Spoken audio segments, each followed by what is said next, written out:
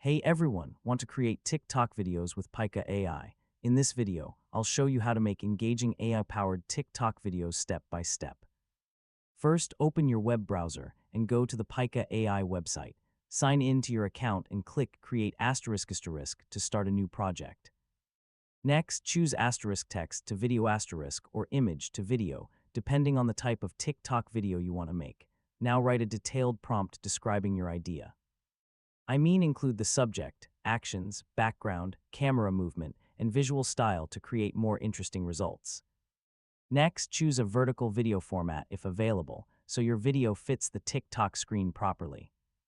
Adjust settings like video length, quality, and effects, then click *generate ** to create your AI video. Once your video is ready, preview the result and improve your prompt if you want to make changes. You can try different ideas until you get the style you want. After generating your video, add captions, music, transitions, or other edits using your preferred editing tools. Finally, download your video and upload it to TikTok with an attention-grabbing caption and hashtags.